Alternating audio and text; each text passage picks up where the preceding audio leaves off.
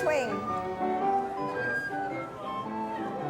And men cross left and balance. I want you to dance with a feeling of, look at me, here I am. And as soon as you get that feeling, then you have arrived.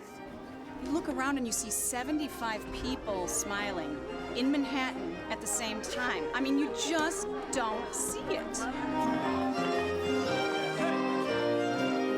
Occasionally people will ask, what do you do in your spare time? And I say that one of the things I do in my spare time is English country dancing. And their general response to that is, what's that? I believe we must have some conversation, Mr. Darcy.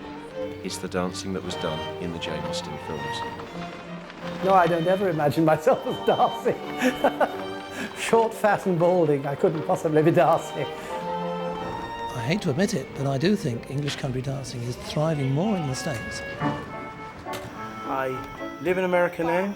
The quality of dancing in this country with the dance community is very, very high. And that's mainly due to Pinewoods. Pinewoods Camp has been for so long the repository of good dancing in this country. The history behind Pinewoods I find absolutely fascinating. Over the past 5-6 decades, all the country dancing and Morris dancing you see all over North America radiated out from this place.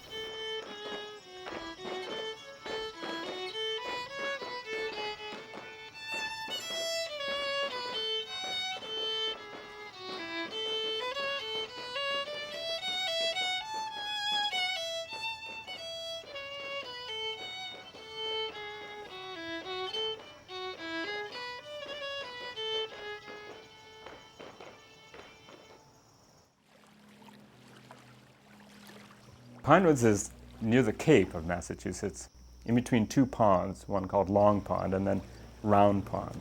It used to be a Girl Scout camp. I can picture all my favorite spots in my head, the cabin I usually stay in, and the dance pavilion, and the camp house. If I lived in a small village of people I really liked, that is my village.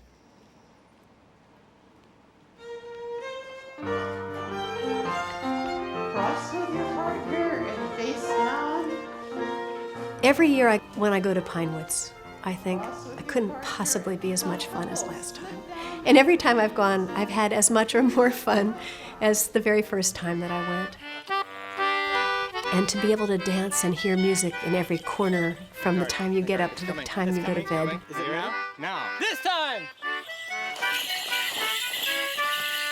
It's really a little tiny piece of heaven. My wife and I were planning a vacation to the Cape, and we saw this, the flyer. Really knew nothing about what it was. We had done a few English dances over the years, but I'm not even sure we knew they were English. And then we came here, and it was a transforming experience.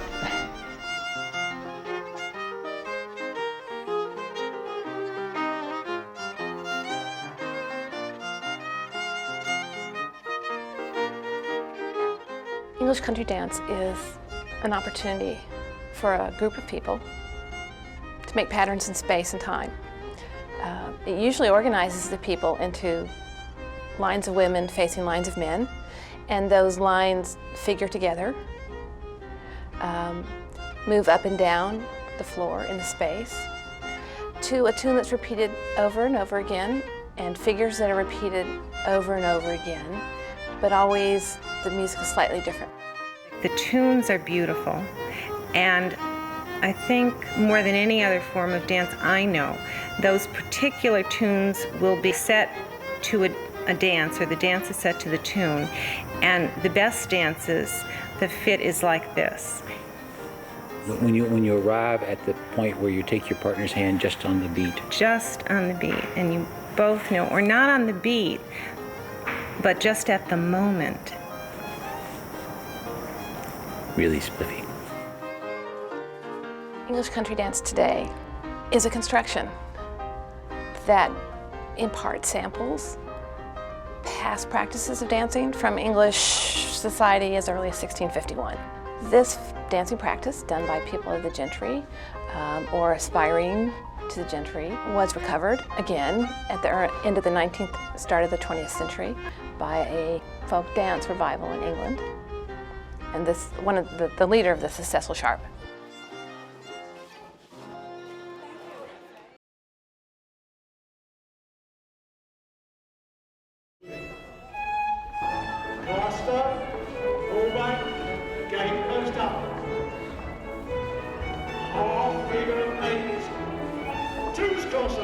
Cecil Sharp was son of a slate merchant who had musical training. He worked for a while in Australia, and he came back to England in, I think, about 1895 or so to continue work as a composer. He briefly taught the children of the Prince and Princess of Wales music. He was apparently very charismatic. You would hear him and be totally moved by his spirit of Merry England and the importance of rescuing folk song and dance before it vanished forever, swept away by American jazz or music hall songs. He was very quick to publish, sometimes rode roughshod over his competitors in the effort to bring his books to print. He collected nearly 5,000 tunes in England and in North America. A seminal moment in the folk revival is when Sharp met William Kimber in Headington Quarry on Boxing Day 1899.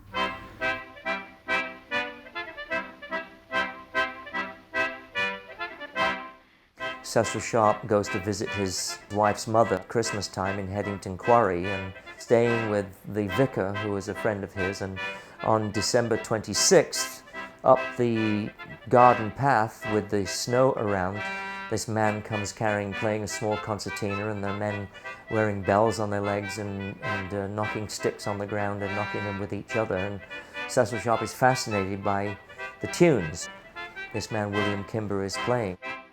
Boxing Day, 1899. As we was a-coming away, this gentleman comes to the door and he asked me if I could find time the next day to go up and play them two tunes over to him as he'd seen dance, and he should like to take them down. I said yes, I'd come up, and I went.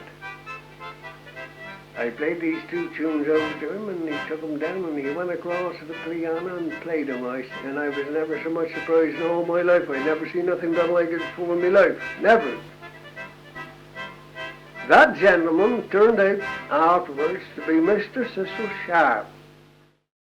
You can almost feel and taste his sense of encountering the English past, still present in the future, in some of the descriptions written about this encounter. Sharp and people of his class were facing a challenge in the industrial society. Their class position wasn't secure. They were having to find niches for themselves. Ironically, I don't really believe he was that interested in dance, but he'd been approached by Mary Neal, who I think really becomes a very important figure in the folk revival in the sense that she stirred him up. Sharp introduced Neal to key figures, Kimber and the Bampton, the Jingy Wells and others, and she became really more involved in the revival of dance. And maybe he felt his nose had been put out of joint a little bit by this, so he went out to do the collecting. He was particularly concerned about what he perceived as a weakening of the English national spirit, that somehow English children weren't singing English songs in schools, they were singing German Lieder, and that somehow people needed to be made more English so that they would be happier. Sharp's definition of this traditional culture was very much based on his idea of a sort of rural purity, something untainted by the corruptive influences of the towns. So there's definitely a dimension of nostalgia for things past that's involved with these recovery movements, these refreshing of folk dance practices, and the situating of them in institutions like public schools.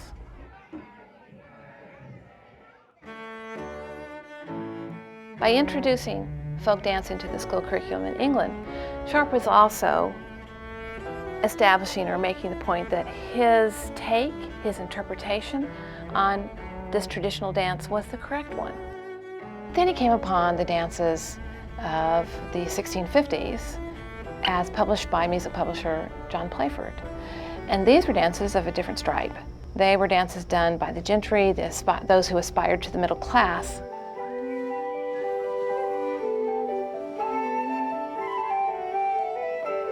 When John Playford published The English Dancing Master in 1651, he was aiming it to an audience called the gentlemen of the Inns of Court, which were the young men who were studying to become lawyers or scholars in London. Well, originally the dancing was done in the court and was very stately indeed. The first edition of the Dancing Master is full of dances which have a set number of figures. Emphasis was on the dignity. Some of these dances are filtered down into the communities and are being danced as traditional dances, but a lot of them were not. So in the early 20th century, Sharp adds to the folk revival the second strand, if you will, of movement from a gentrified past.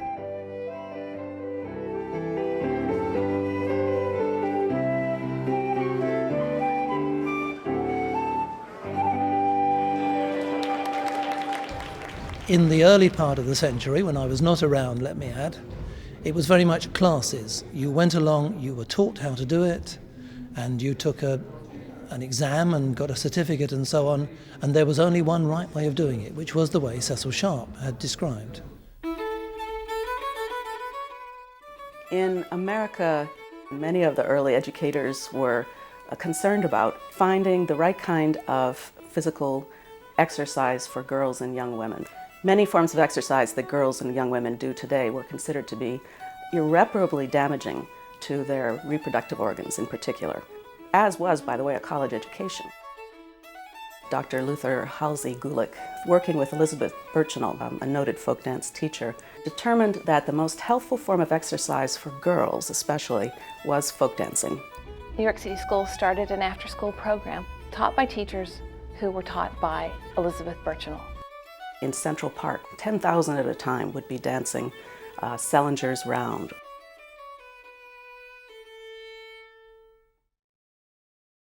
So who were these little girls who did dancing after school in New York City's folk dance programs?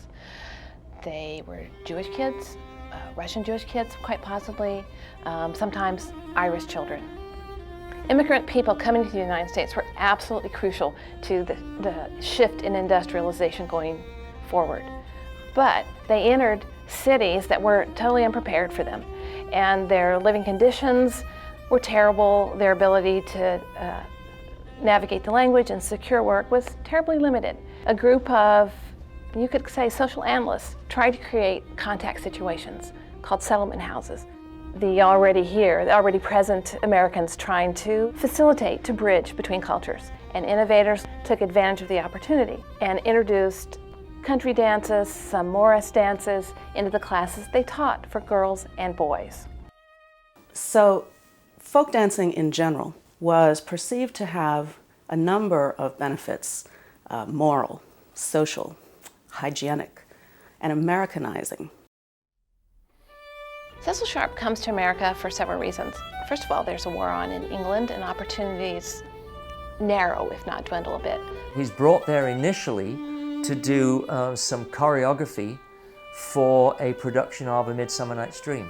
And the pretty shrewd businessman that he tries to be, he looks around for other opportunities. He is solicited by people like Mary Wood Hinman to give talks and teach classes in her studio. He hooked up with students from America who had already traveled over to England to study with him. He taught some master classes, gave lectures in their schools, and he teaches at summer dance camps. In fact, he starts or teaches at the very first summer dance camp in Eliot, Maine, 1915, under the name of the American branch of the English Folk Dance and Song Society. He made the connection with Olive Dame Campbell, who was doing folk song collecting of her own in North Carolina. The story of Sharp in the United States is incredible, really. Here is a man not exactly in the prime of life. He's not in the prime of health. Cecil Sharp pursued one-on-one contact with people from whom he tried to elicit first folk songs that he saw as being directly connected to an English past. He would be sent from one place to another because one singer or one dancer would know another dancer, and they would have gone from village to village. If you went to the next valley, it would be like a 10-hour walk, literally a walk, under very quite arduous terrain. He is assisted in this work by Maud Carpellies, who herself had been a dancer and was very much part of the folk dance movement in England. He suffered acutely from asthma. I think on the collecting trips he nearly died on a couple of occasions. And in one of Maud's diaries, she says that she had to move her cot into Mr. Sharp's room. So worried was she that he might expire during the night.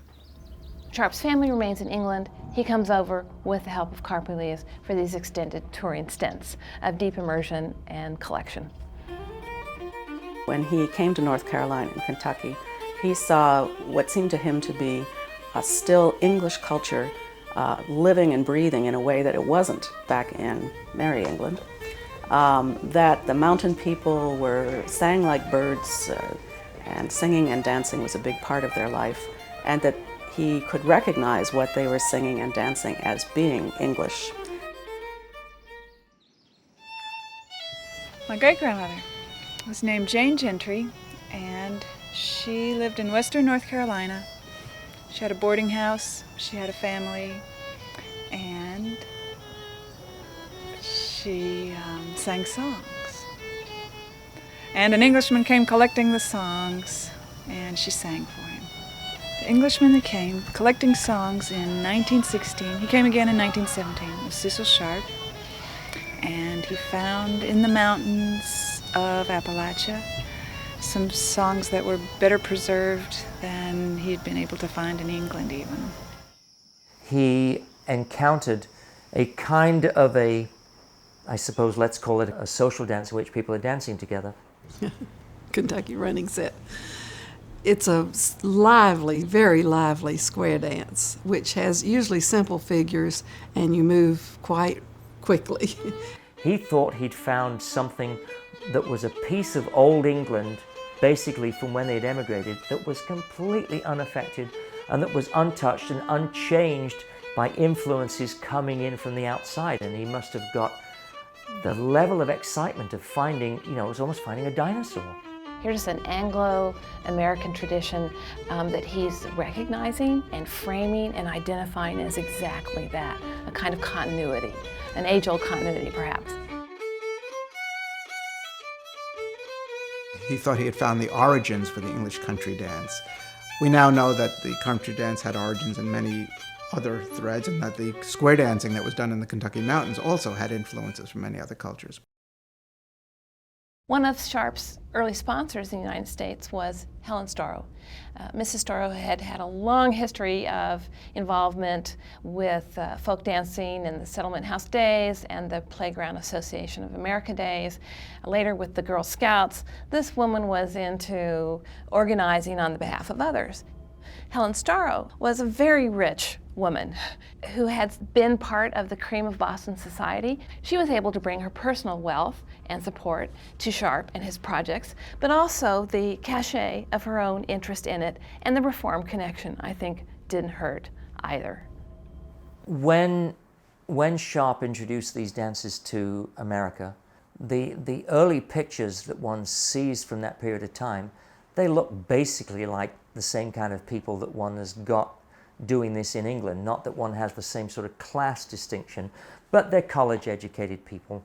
They are people derived from, the Boston Brahmins who are connected in with this, but they're a better-off crowd.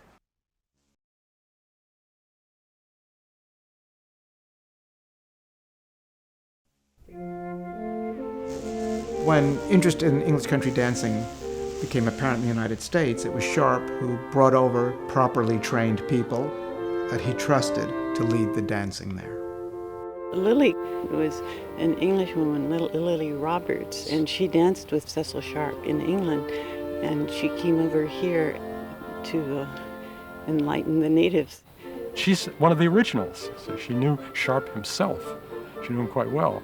she came over here with him. And so when we're talking about the style of dancing, it comes from a few people like her who are the original transmission people. That's what she did. She set the standards. Within 2 years, Lily Roberts married Richard Conant and settled down and had a family. Pinewoods Camp, as a dance camp, was established in 1933 and owned by Richard and Lily Conant. But Sharp's influence, though he'd only been there once, pervaded everywhere. The Conants decided to sell Pinewoods, and people formed this corporation called Pinewoods Camp, Inc. to buy it. It's her legacy, in a sense. It's passed down through Helena, through me, through all the people who remember the people who remember the people who danced with her. Cecil Sharp died in 1924, but he left behind a body of work, a cadre of teachers, and a strong organization that has continued in America until this day.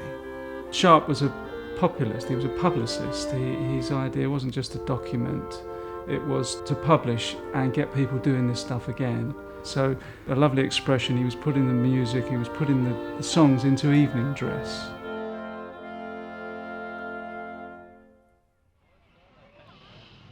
In 1927, a new teacher trained by Cecil Sharp came to America, May Gadd.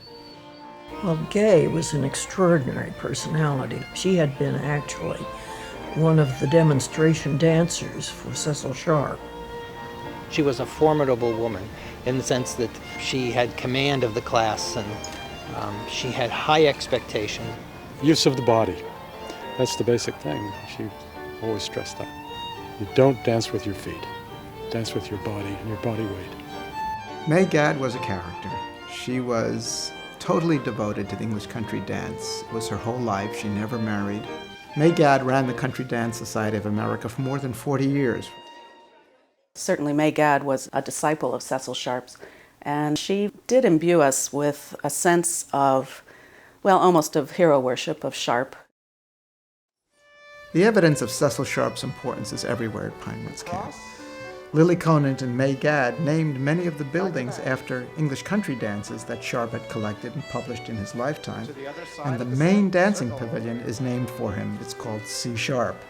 A second smaller pavilion we call C Sharp Minor.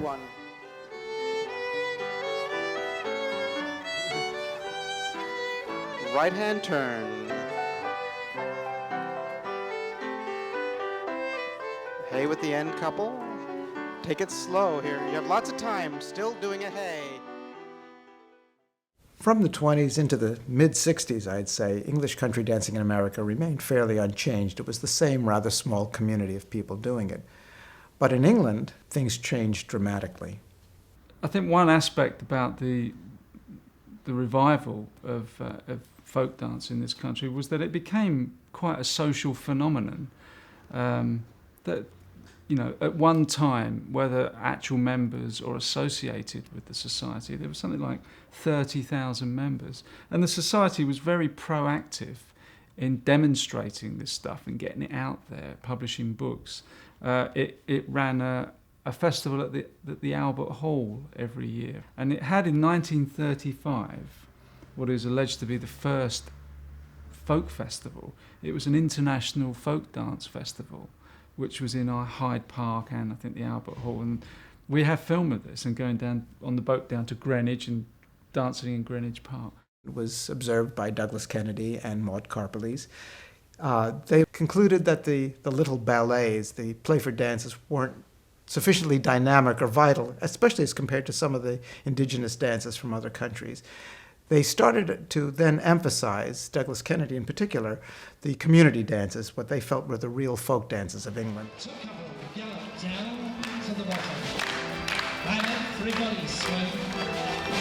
Later on, when Douglas Kennedy was in charge of the English Folk Dance and Song Society after the Second World War, he changed the approach very much. He made a very definite decision that instead of classes and teachers, we would have clubs and callers. There were obviously a lot more women dancing than men. After the First World War, there were 4 million women in Britain for whom there wasn't a man. Kennedy instituted a couples-only policy where dancers had to come as a man and woman couple. He was very influenced by the American square dance boom because that was getting lots of young people in it, especially men. Everybody square up. The impact of American dance on England was colossal. Once Princess Elizabeth had been discovered dancing with the Duke of Edinburgh, in a splendid plaid shirt and jeans. There would be queues down the road if you didn't get to Cecil Sharp House an hour before a dance began. You may not get in, which is quite something actually. The square dance craze swept through Britain in a way that I wouldn't like to say what else has done so. Princess Margaret, the Queen's sister, became the president of the English Folk Dance and Song Society and remained so until her death. Swing the arms to the lady round, swing 'em up, then swing 'em down. When I arrived at Pinewoods in 1965, I was smitten by all of this, but it did seem that the country dancing was at a low ebb. There was talk about the low attendance, concern about whether the camp would be able to continue in subsequent years. Of course, what happened was the counterculture. The children of the 60s discovered folk dancing, they discovered English country dancing in particular. The numbers began to swell, and by the early 70s, the camp was filled by many of my generation. In the 70s, there was this hippie back to the land movement, and so that was a really ripe time for a lot of people coming into dancing, especially a lot of young people looking for some other way to have maybe a whole gestalt, not just music, but a whole lifestyle. It didn't feel political. It did feel we were somehow different from other kids our age, in that we had found this cool thing way off in the middle of New Hampshire that not many people were doing, and it had a certain cachet because of that.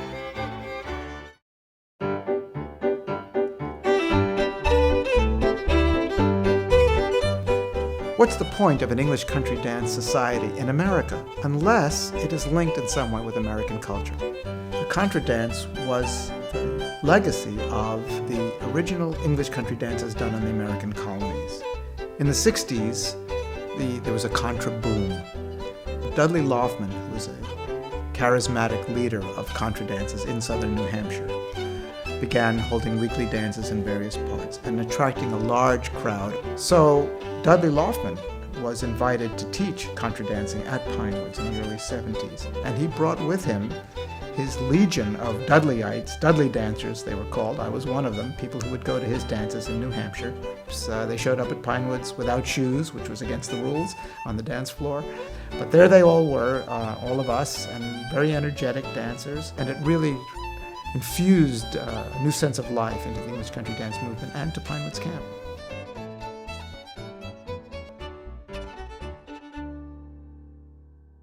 When I first started coming, a lot of people who had really been involved in the country dance movement for half a century were running the place. And women weren't allowed to ask men to dance. Men could ask women to dance. And women had to wear skirts to the dances or dresses. And there were great traditions here, and there were also traditions that maybe whose time had needed to come to an end. When I first went to Pinewoods, I think they were very strict. I mean, all the women would stay on Women's Hill, and for a man and a woman to be sharing a cabin together, that would not happen. Well, in those days, you were not allowed to be housed together if you were not married. Some people said they got married so that they could come, but if you weren't married, you weren't allowed to do it. So you signed up with a friend as a roommate, and then people would swap around later on. And I was always told that people would be switching. There would be beds traveling in the woods at night. Some of the children of people who were here were sort of, well, a little rambunctious as they started, as the hormones kicked in and they got to be 13 or 14. And there were rumors that they were, off in the bushes doing what 13 or 14-year-olds do, exploring. So Gay, may God, organized this, with some of the staff members, organized this thing called Bush Patrol. And they used to actually patrol the grounds, looking in spots they thought teenagers might be hiding. But it became a joke, of course. And if you knew Gay, to see her, this sort of robust little figure moving through the bushes with a flashlight, it's just quite an image.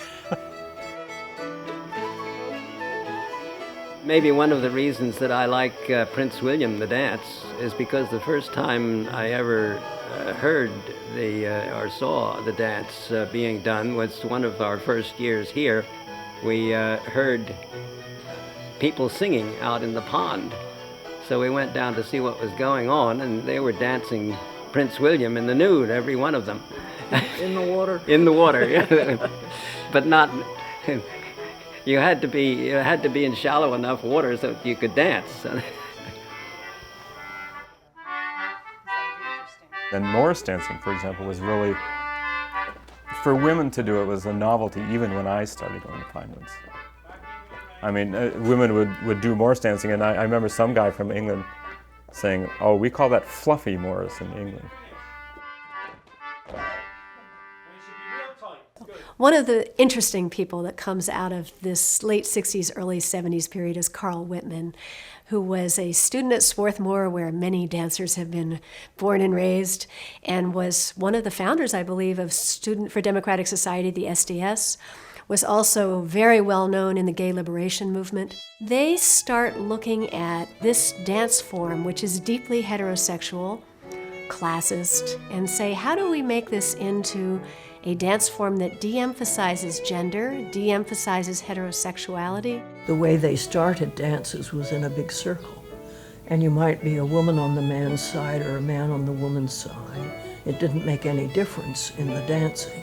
I can dance either part in a dance with perfect happiness. Gender-free dancing allows people just to wander up to the top of the hall, and whoever is across from them is their partner, and you can stand on either side of the dance, and the calls themselves have no gender base at all. And it's frequently popular in the gay community, but it goes way beyond that too.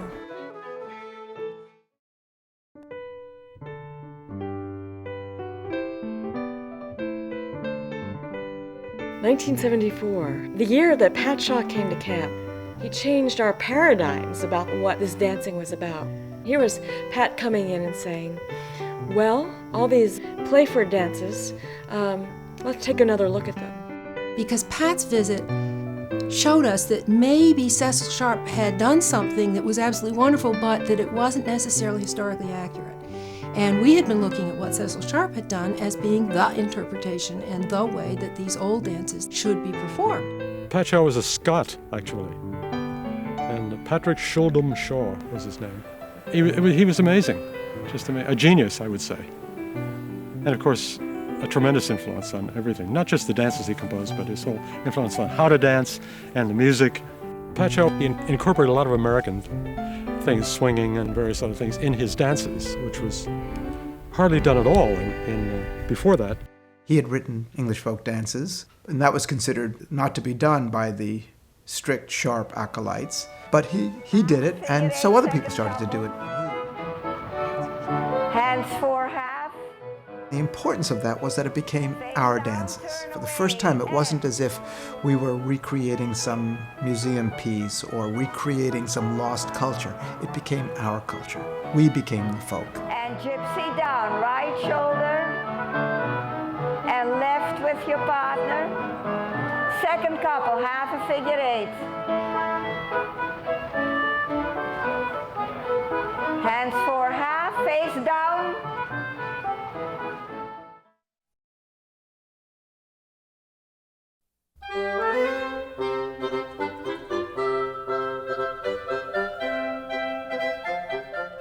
People of May Gadd's generation, Cecil Sharp's generation, community would not have occurred to them. They had community, but it wasn't what they were aspiring to. It wasn't what they thought they were creating.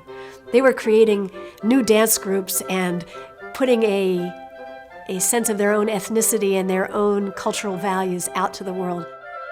Whereas dancing used to be an expression of identity, an expression of I come from this village or I come from this ethnic group, it has now become a way to find community and to create it from scratch. I really think people strongly need a sense of community, and people used to get that geographically.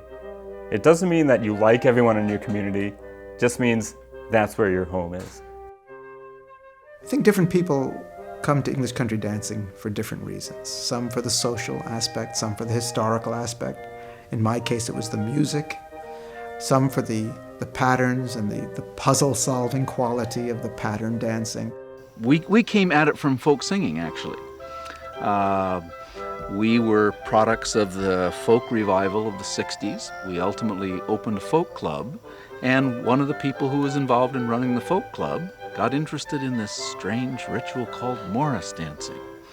I saw an ad in a little alternative paper. There were a lot of countercultural papers around at that time. And a friend of mine, Susie Green, who's also a dancer now, saw the same thing and said, well, it's a Friday night. Why don't we just go and see what it's like? It says square dancing. I learned about Berea Christmas Week by joining Country Dance and Song Society, which I learned about by looking in the Encyclopedia of Associations, because I was a librarian and that's the first place I went for help. I'm fortunate that I come from a large extended family that's quite a tribe and very active. And I like living in that kind of environment. And for me, English country dance has become a second family.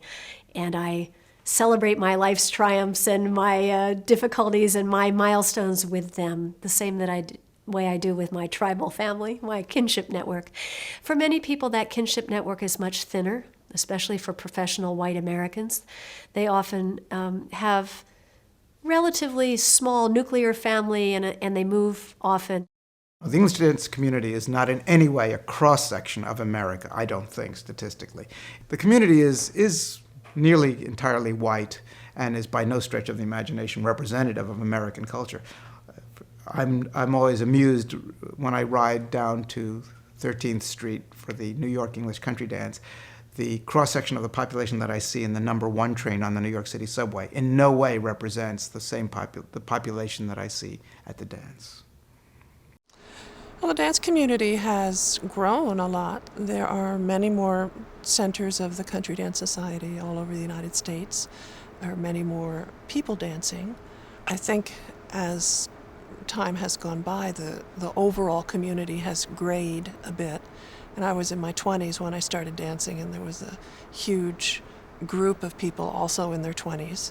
And a lot of us have stayed in dancing, but now, of course, we're quite a bit older. Turn single into circle left. We say this is a dance form mostly done by the white community, but it's interesting to think about what do we mean by that. Today, one of the pleasures is that we have lots of people from lots of backgrounds, and it doesn't really matter what your ethnicity is or was. People don't have to identify as Anglo or identify as English in order to feel that this dance form is theirs.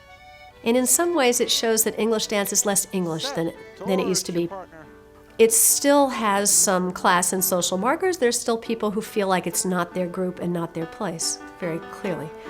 But there are a lot more people who, if they like the music, if they like the dance, feel perfectly comfortable in coming and participating.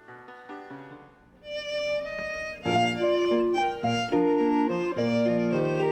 left, 2 men. Ready? I was in a super achievement high school where I think I was getting squashed down, or letting myself be getting squashed down by the experience.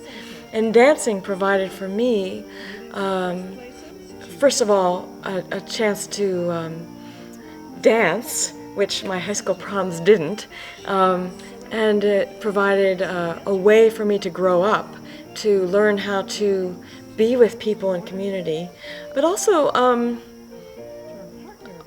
a place where I could express myself. In some ways, you can think about dance as a slow motion version of reality. We take certain kinds of movements, certain kinds of human relationships, and we highlight them in our dance form. In the sense that when you arrive at the dance, even if you come as a single, you either have a waltz or an initial dance with the person you came with. Then you dance with lots of different people during the evening, because our tradition in the United States is that you ask a different person to dance each time you dance. At the end, however, you go back to the person you came with. You dance with them, you waltz with them, you go out the door with them. So this dance form really talks about what it means to be a couple in a larger community context where you're being friendly and interacting with other people, but your primary allegiance is to the person across the set from you who is your partner. Right diagonal. English country dancers sometimes talk about the dancing as a safe place. And there are a couple ways in which we can see that happening. If you go to the dance and you invite someone to dance with you, they're supposed to say yes. And if they say no, they're not supposed to go dance with someone else. You can go alone as a single individual. You don't have to bring a partner with you. And if you're a novice, you don't know how to dance very well, your skill level is not supposed to prevent you from participating. In fact, the community takes it as its responsibility to usher you in and help you through a dance. The people who do this dancing are mostly from the professional class in the United States. Almost all of us have a college education, and in some ways that we may not recognize all the time, our dance form reflects that. It has music that comes from Western Europe. It's music that is very similar to the classical music we learned as children when we took piano or violin lessons.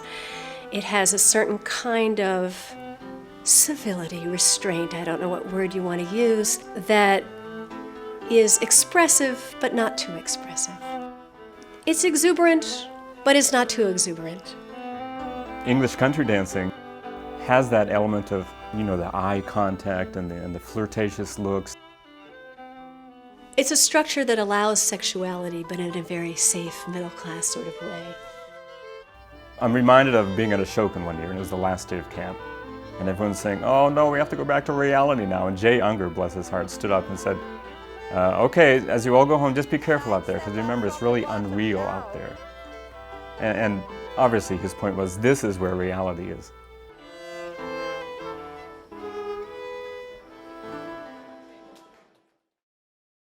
We make our dance. We call it, we choreograph it, we teach it, we dance it, we make the music for our own dance. And I like that we provide our own entertainment, and in that sense is profoundly community-based. On Tuesday, we'll look at uppity musicians. All week you'll have to look at uppity. Tuesday, the pavan meets the rant. I love to play for dancing at Pinewoods because I meet musicians, I meet old friends that I've played with before that are inspired and happy playing music. It's a great experience.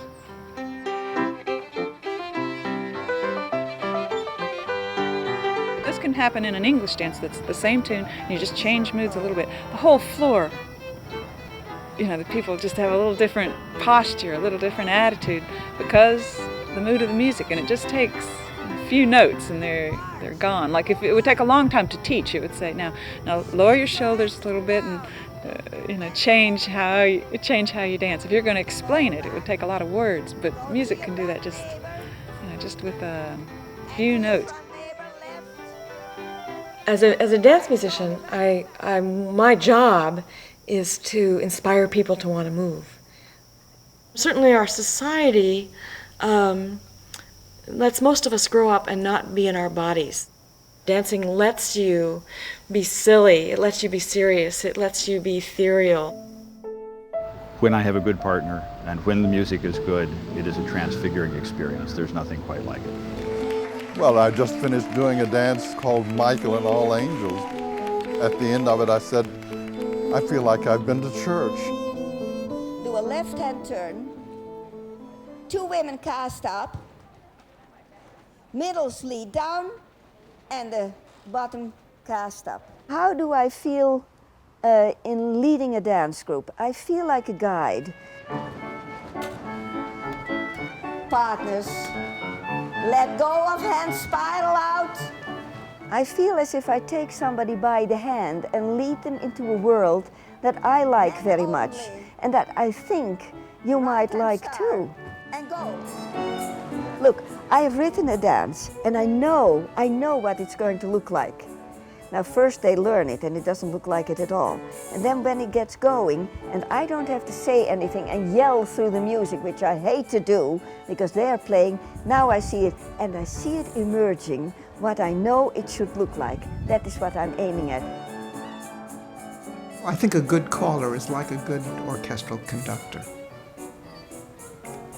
coordinating all the resources, instructing where necessary, inspiring, motivating. It's dissimilar in that the creation really is the work of the community. I mean, the fun of it and the art of it is the group of dancers together, just dancing with one another. Set, right, left. Part of creating your own dance form is that it's a playful thing, and it's rich with imagined possibilities. We have people who imagine themselves to be shepherdesses on a village green. We have other people who think of themselves as dancing with Jane Austen. I think we dance with our ancestors. We dance with these ghosts. For some people, they're more present than for others. Some of us, like me, I'm very 21st century. I don't imagine myself in the past very much. I think more of the country bumpkins than I do of the aristocrats. The people in the kitchen, not the people in the front parlor. Just because that's the kind of egalitarian spirit I like to think I embody. Dancing bodies tell the stories of the histories they have lived, or the histories they have succeeded to, or the histories they would like to have lived.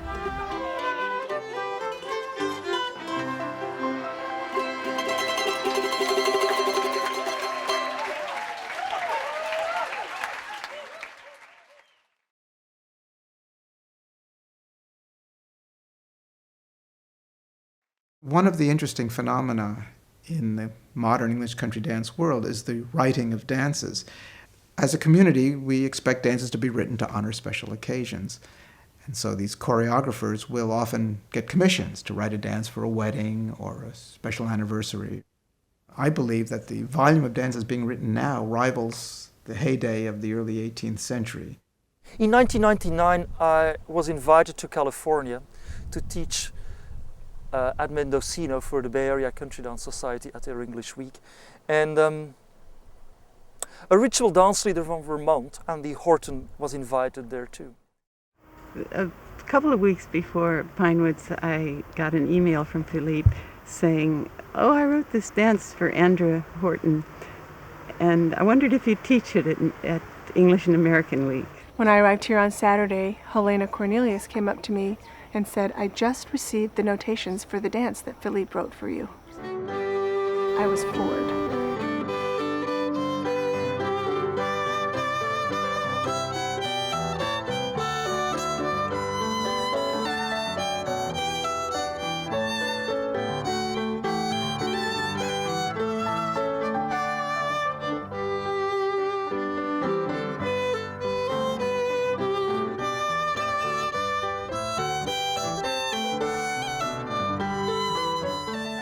I filmed it the first time. It never occurred to me that anybody would write a dance for me, but that Philippe Callen, who was in my mind, one of the most innovative dance writers around, would do that. I was so touched.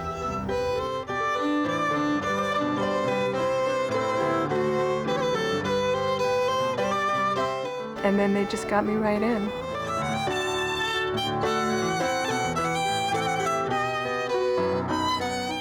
I was recalling the conversation that I had earlier in the summer with Philippe about our favorite dances, the things that worked the best, the flow between figures, being carried by the music, not ever stopping, having supreme moments of connection with your partner. And all those things happened in the dance. I was watching them all unfold and thinking, God, he remembered every single thing I said.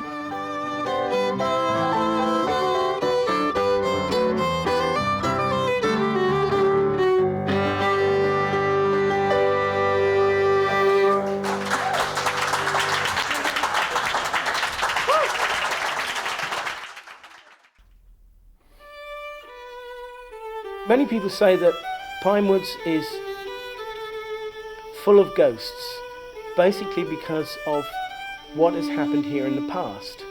This small patch of ground has been used by nearly every folk dancer of any interest. It was the national training ground for the cadre of leaders that they hoped to train, who would spread out across America and promote English country dancing in all corners of the country. I feel the legacy of people who have gone before. I mean, having Cecil Sharp's name on the hall, and I remember Phil Merrill, and I remember May Gadd sitting in the bandshell playing her drum, and knowing that those people were there for many, many years before me. I do have a great sense of being immersed in this long-standing tradition. It's a magical place. It's very hard to define. Part of it is the beauty of the surroundings. Part of it is the people, the community that gets developed.